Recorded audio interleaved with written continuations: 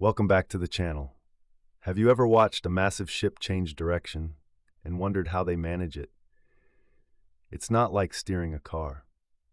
For mariners, understanding a ship's turning circle characteristics is one of the most critical aspects of safe navigation and ship handling.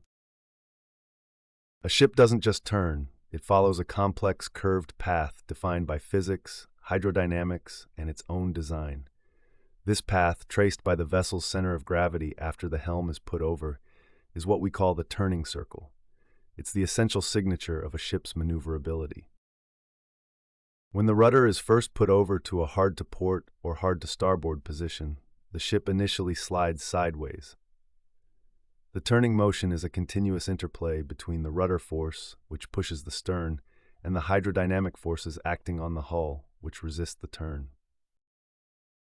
It's a dynamic process that defines a specific geometric shape. The complete turn, usually defined as a 360-degree change in heading, reveals two primary dimensions we must know. First is the tactical diameter. This is the horizontal distance gained by the ship in a direction perpendicular to its original course when it has changed its heading by a total of 180 degrees. Think of it as how much lateral sea room you need to swing the vessel around. Second is the final diameter. This is the diameter of the circular path a ship settles into after the initial transient phase is over, typically after about 360 degrees of turn. It's the steady-state turning capability. These two diameters are fundamental to bridge team management. But there are two other critical points to understand within the turning circle: the advance and the transfer. Advance is the distance the ship moves along its original course line from the moment the helm is ordered until the ship has changed its heading by 90 degrees. This tells the navigator how far past a reference point the ship will travel before it completes a right-angle turn.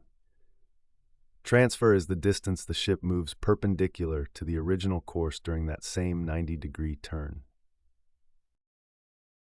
Together, the advance and transfer define the space needed to execute a precise course alteration, such as entering a channel or clearing a waypoint. The turning circle is not a fixed number. It's influenced by several key factors that a pilot or captain must account for. Speed is a major factor. Generally, a lower speed results in a smaller turning circle, which is counterintuitive for some people. This is because at lower speeds, the centripetal force from the rudder has more time to act on the hull before the ship builds up excessive inertia. Water depth is another crucial element. In shallow water, the effectiveness of the rudder decreases due to water turbulence and the proximity of the seabed, often leading to a larger turning circle and a slower rate of turn. If you found this video helpful, please give us a thumbs up, comment, like, share, and subscribe for more. Thank you.